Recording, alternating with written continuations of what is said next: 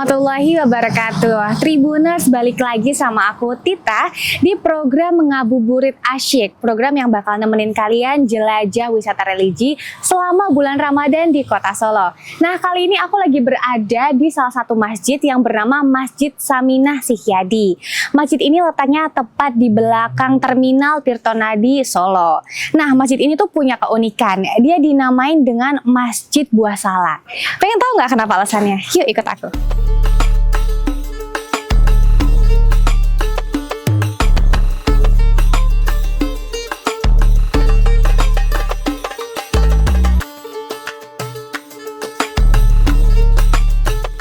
Oke Tribuners, jadi saat ini kita udah berada di dalam Masjid Saminah Sihyadi ini. Tadi dari tampak depan kita sudah melihat kaligrafi yang ada di dinding depan masjid. Nah, di belakang kaligrafi tersebut ini ada terjemahan dari ayat kaligrafi tersebut, yaitu dari Quran Surat An-Nisa, yang dimana ini menjelaskan tentang berbuat kebaikan kepada kedua orang tua dan juga kerabat. Lalu di sebelah kiri saya, di sini dari pintu masuk ada disediakan juga air minum gratis untuk para jamaah yang jika ingin membatalkan puasa boleh minum dari Masjid Saminah Sihyadi ini karena sudah disediakan. Seperti itu. Lalu kita jalan dari pintu ke sebelah kiri. Tribuners, di sebelah kiri ini adalah tempat sholat untuk jamaah wanita. Jadi para jamaah wanita langsung saja masuk ke ruang di sebelah kiri dari pintu depan. Jika ingin berwudu dan juga ingin ke toilet, langsung saja masuk karena semuanya ada di dalam pintu ini. Seperti itu. Lalu kita jalan di sebelah kanan dari pintu masuk. Nah, kita bisa melihat detail bangunan dari Masjid Saminah Sihyadi ini. Kalau dari depan kan terlihat seperti buah salak ya. Nah, dari dalamnya itu seperti ini. Kita bisa lihat di sini ada seperti ventilasi untuk udara itu menjadi keluar masuk. Jadi di sini tuh sangat sejuk dan adem banget. Nah, juga kalaupun hujan sama seperti saat ini, meskipun terbuka tapi airnya tuh tidak masuk ke dalam. Jadi membuat udaranya tuh sejuk tapi nggak kehujanan juga, Tribuners. Oke, kita lanjut.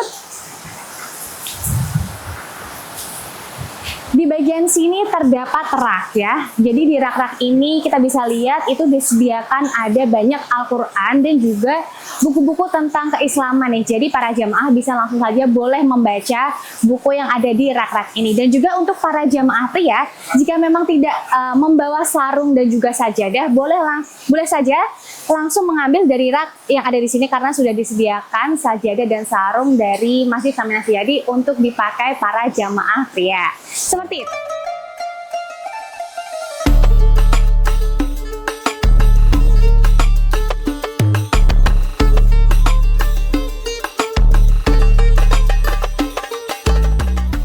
Masjid ini dikelilingi oleh kolam buatan yang memberikan suasana sejuk dan menenangkan. Di dalam kolam tersebut terdapat ikan-ikan kecil yang berenang, menambah keindahan pemandangan. Selain itu, tanaman hijau yang tumbuh di sekitar kolam memberikan kesan asri dan meneduhkan, menciptakan suasana yang nyaman bagi para pengunjung.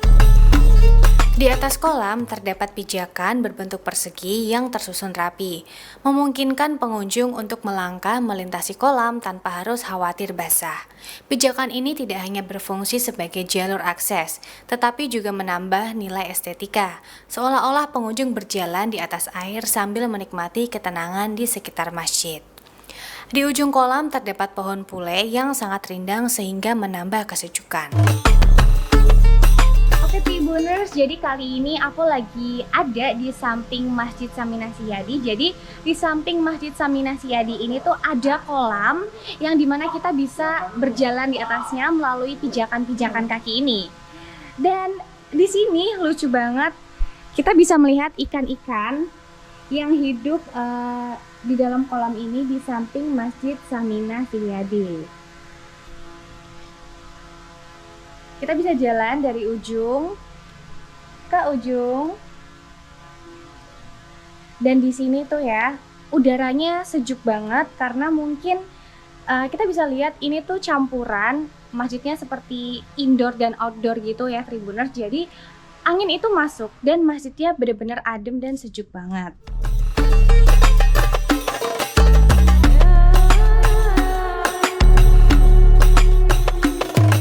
Jadi konsep awal masjid ini kita diskusikan dengan owner. Jadi owner mempunyai beberapa brief desain, bahwasanya owner ingin membuat masjid di tanah kelahirannya di Solo, di Gilingan Solo ini untuk wakaf ibu dan bapaknya, Ibu Saminah dan Bapak Sihyadi. Jadi kalau misal dari secara desain, meshingnya ini sendiri kita bagi menjadi beberapa basic meshing bentuk ya Mas. Jadi ada bentuk bulat, kemudian ada bentuk kotak, kemudian ada bentuk segitiga. Ini yang melambangkan kemajemukan masyarakat Islam yang ada di lingkungan ini. Nah, dari meshing itu masjidnya ini sendiri itu kita buat menjadi 2 meshing utama, bulat dan kotak.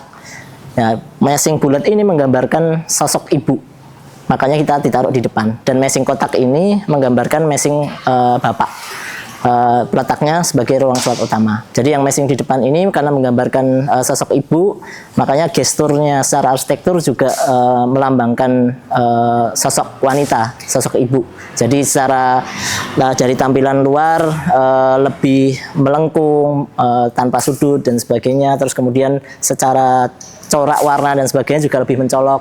Sementara untuk meshing yang sholat utama yang di belakang yang mewakili sesosok bapak ini kita meshingnya cenderung kotak kaku seperti Ka'bah, makanya ada kelilingnya juga ada Asmaul Husna dan sebagainya, tapi di dalam itu feel-nya itu hangat, kayu dan sebagainya. Jadi untuk merepresentasikan seorang bapak. Jadi, nah ini yang mungkin agak lucu ya dipahami ketika desain ini sudah terpublish ke muka umum, menerjemahkannya kan bisa berbeda-beda ya. Tadinya brief awal desain ini adalah gimana caranya masjid ini minim menggunakan non AC, jadi tanpa menggunakan AC dan sebagainya. Jadi semua angin, semua udara, cahaya dan sebagainya bisa optimal masuk ke dalam masjid. Makanya sebenarnya material-material yang kita gunakan semuanya serba yang bisa mengalirkan udara, termasuk studi untuk yang fasad. Yang fasad di depan itu kenapa bentuknya seperti itu, kulit sirip-sirip seperti salak dan sebagainya, sebenarnya tujuannya untuk bisa mengalirkan udara, tapi juga menghalau hujan agar tidak tampias masuk ke dalam. Dan konsepnya sendiri kita buat itu seperti warnanya cenderung seperti rose gold ya. Salah satu requestnya dari owner juga warnanya. Cuman ya itu sebenarnya melambangkan wanita itu sendiri sih Mas. Jadi ada garisnya, secara tampilan itu menarik. Cuman ada sisi yang ketegasan dari material metal itu, kokohnya metal dan sebagainya. Seperti itu. Pertama dari konsepnya sendiri kita pengen menghadirkan nuansa hangat dan lokalitas ya Mas. Jadi ngangkat kalau di depan kesannya modern, ternyata ada efek kejut.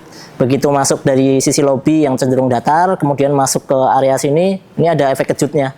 Jadi orang akan dikejutkan dengan nuansa kayu-kayu, kemudian sailing yang tinggi dan sebagainya. Jadi itu yang pengen kita highlight secara desain di sini. Nah, kalau penggunaan krepiak sendiri itu juga salah satu upaya kami untuk bisa menghadirkan memasukkan cahaya, kemudian bias bayangan, kemudian sirkulasi udara yang baik di masjid ini, di area sholat utama ini. Karena focal point-nya menjadi material kayu dan krepiak ini. Jadi kalau dari brief awal yang bahwasanya masjid ini awalnya ditujukan sebagai persembahan seorang anak kepada bukti persembahan bakti seorang anak kepada orang tuanya. Nah, itu kita mengutip salah satu ayat di Al-Qur'an yang itu kita taruh di depan, di gerbang, jadi biar bisa memberikan edukasi, kemudian pelajaran ke orang-orang tentang sejarahnya, latar belakangnya masjid ini dibuat. Dan itu yang kita highlight adalah surat An-Nisa ayat 34 mengenai berbakti ke orang tua dan berbuat baik ke masyarakat yang sekitar lebih luas. Nah, itu pun kita tarik juga ke desainnya menjadi salah satu ikonnya interior masjid ini. Jadi di titik-titik lampu. Nah, ini jumlahnya sama dengan An-Nisa ayat 34 tadi, 434 titik kurang lebih. Dan itu menggambarkan lafadz Allah di tengahnya. Masjid ini ada fasilitasnya cukup lengkap, termasuk dari kami juga memperhatikan sekali mengenai akses difabel. Jadi kalau misal dari depan itu sudah ada rem difabel, jadi bisa mengakses dengan mudah untuk menuju ke dalam bangunan. Dan kita pun juga sediakan, yang pertama itu mungkin agak jarang ditemukan di masjid yang lain ya. Jadi ada teras sekaligus bisa tempat buat nongkrong, buat kumpul-kumpul dan sebagainya. Jadi itu sebenarnya bagian dari kita mencoba membuka masjid ini seluas mungkin untuk khalayak umum ya. Jadi masyarakat yang datang juga bisa bercengkrama di situ, sementara sembari menunggu sholat dan sebagainya. Warga sekitar pun juga bisa melihat siapa yang duduk dan sebagainya di depan dan sebagainya. Jadi bagian dari keterbukaan itu tadi.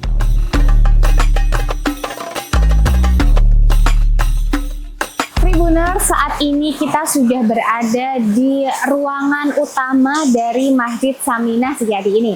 Bisa kita lihat di sekeliling ruang utama ini itu tidak ada dinding ya Tribuners. Jadi ini tuh seperti dindingnya seperti jendela yang bersekat-sekat seperti itu.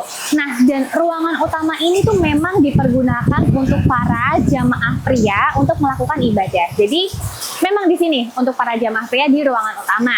Nah, di sini juga ada sekat untuk membatasi dari jamaah pria dan juga jamaah wanita. Jadi kalau dari ruangan utama terlihat ya ruangan dari jamaah wanita untuk beribadah. Oke, kita lanjut ke bagian atas. Nah, jadi di bagian atas dari Masjid Saminah Setiadi ini kita lihat ada lampu yang membentuk lafaz Allah, bisa kita lihat ya. Dan juga di lampu ini ada filosofi dan maknanya tersendiri loh Tribuners. Jadi lampu-lampu ini jumlahnya itu sebanyak 436 lampu sesuai dengan ayat Al-Quran yang berada di kaligrafi depan dari Masjid Saminah Setiadi ini sendiri. Yuk kita lanjut ke tempat imam. Memang luas banget Tribuners di sini. Tempatnya nggak ada sekat sama sekali.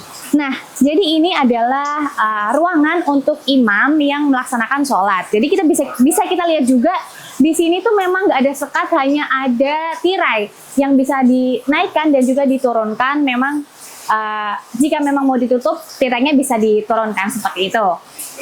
Jadi memang adem banget di sini tuh karena outdoor, semi outdoor begitu. Jadi apalagi kalau sekarang hujan gini, suasananya jadi makin adem banget dan jadi betah lama-lama untuk beribadah di Masjid Saminah Setiadi ini, Tribuners.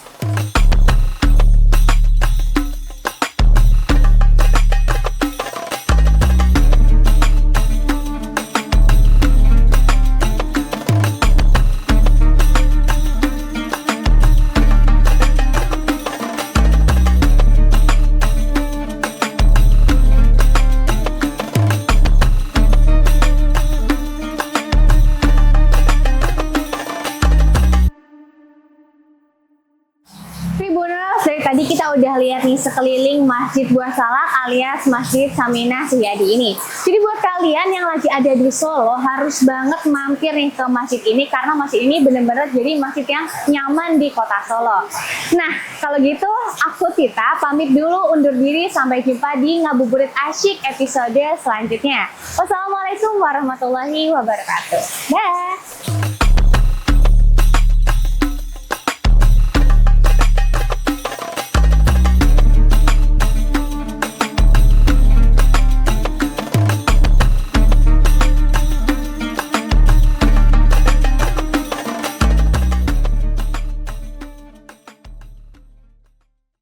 Download Tribun X sekarang, menghadirkan lokal menjadi Indonesia.